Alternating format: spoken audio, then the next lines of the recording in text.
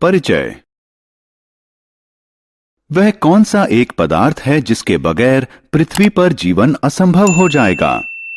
हां, जल। पौधे जल के अभाव में मुरझाकर मृत हो जाएंगे। पशु और मनुष्य जब कम पानी पीते हैं तो उन्हें निर्जलीकरण की समस्या से परेशान होना पड़ता है। अतः जल जीवन की सबसे बड़ी आवश्यकता है। इस पाठ में हम इस बहुमूल्य पदार्थ के बारे में विस्तार से पढ़ेंगे।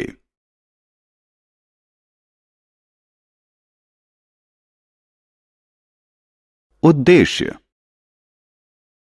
इस पाठ के अंत में आप निम्न करने में सक्षम हो जाएंगे: जल के बारे में कुछ सामान्य तथ्य बताने में, जल के गुण बताने में, जल के उपयोग बताने में, जल चक्र की अवधारणा का वर्णन करने में।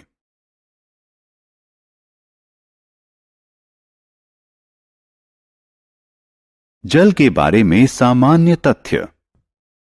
जल सभी सजीव प्राणियों, पादप, पशु, मनुष्य और अन्य जीवों के अस्तित्व के लिए जरूरी है।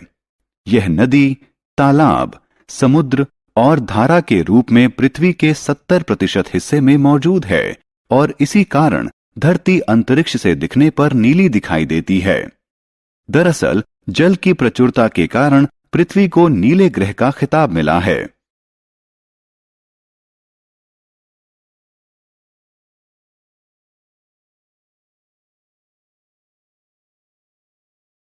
जल के गुण। जल स्वादहीन, गंधहीन और रंगहीन होता है।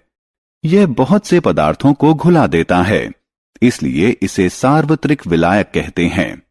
यह प्रकृति में 3 अवस्थाओं, ठोस, द्रव्य और गैस में पाया जाता है। ठोस अवस्था में जल को बर्फ या हिम कहते हैं। गैस अवस्था में जल को वाष्प या भाप कहते हैं। लेकिन जल की सबसे सामान्य अवस्था है द्रव्य अवस्था। यही वह अवस्था है जिसे हम जल के रूप में जानते हैं। जल का एक अणु 2 हाइड्रोजन यानी H परमाणुओं और 1 ऑक्सीजन यानी O परमाणु से मिलकर बनता है। इसीलिए जल का रासायनिक सूत्र H2O से व्यक्त किया जाता है। जल के प्रयोग। हम जल का प्रयोग विभिन्न कार्यों में करते हैं। औसतन एक मनुष्य अपने जीवन काल में 60,000 से 80,000 लीटर तक जल खर्च करता है। जल घरों में पीने, खाना बनाने, नहाने, कपड़े धोने, बागवानी और सफाई करने में काम आता है।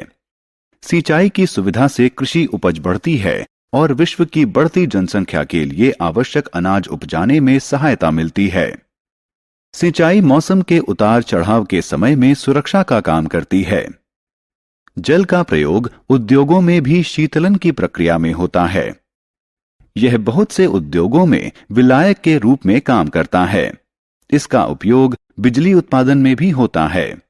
इसके अतिरिक्त मनोरंजन गतिविधियों जैसे तैराकी, मछली पकड़ना, नौका दौड़ एवं दूसरी जल क्रीड़ाओं में जल का उपयोग होता है।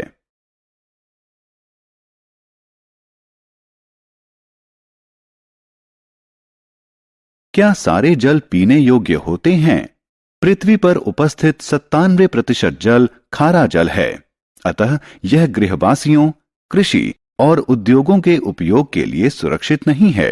बाकी बचा 3% जल स्वच्छ जल है, जिसका 2/3 हिम नदियों और ध्रुवों के कोटरों में हिम के रूप में जमा हुआ है।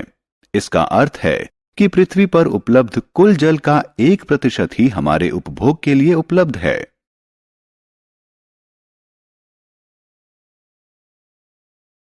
जल चारों तरफ परिवहन कैसे करता है? क्या आप कभी इस बात पर चकित होते हैं कि सजीवों द्वारा पृथ्वी पर हजारों सालों से जल की खपत के बाद भी जल का संतुलन किस तरह बना हुआ है? यह जल चक्र के माध्यम से संभव होता है।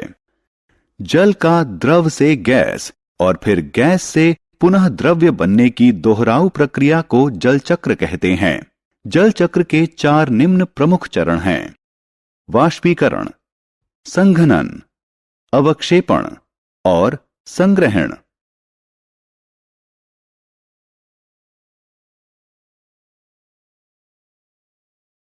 जल चक्र। आइए समझने का प्रयास करें कि जल चक्र कैसे कार्य करता है। नदियों, समुद्र और महासागर इत्यादि का जल सूर्य की गर्मी से गर्म होकर वाष्प में परिवर्तित हो जाता है। इस प्रक्रिया को वाष्पीकरण कहते हैं। पादप मृदा से जल सोखते हैं। वे इस जल को भोजन के रूप में प्रयोग करते हैं और अतिरिक्त जल को हवा में वाष्प के रूप में छोड़ देते हैं। इस प्रक्रिया को प्रस्वेदन कहते हैं। जल वाष्प हवा में ऊपर उठता है और ठंडा होकर जल कणों में परिवर्तित हो जाता है। ये जल कण एक साथ मिलकर बादल बना लेते हैं। इस प्रक्रिया को संघनन कहते हैं। जब बादल बहुत भारी हो जाते हैं तो उनमें स्थित जल कण वर्षा, ओले या बर्फ के रूप में पृथ्वी पर गिर जाते हैं। इस प्रक्रिया को अवक्षेपण कहते हैं। वर्षा, ओले या बर्फ के रूप में पृथ्वी द्वारा प्राप्त जल समुद्रों, महासागरों, नदियों और झीलों में जाता है।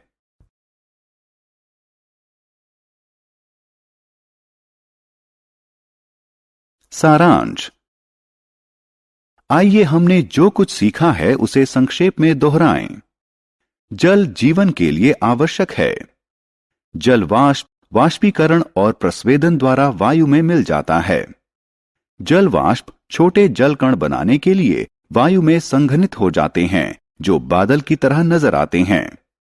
छोटे जल कण एकत्रित होकर वर्षा, हिम या ओले के रूप में नीचे गिरते हैं। वर्षा, हिम और ओले नदियों, झीलों, तालाबों, कुओं और मृदा तक जल पहुंचाते हैं। जल चक्र जल के धरती से आकाश और फिर वापस धरती पर आने की प्राकृतिक संचरण व्यवस्था है।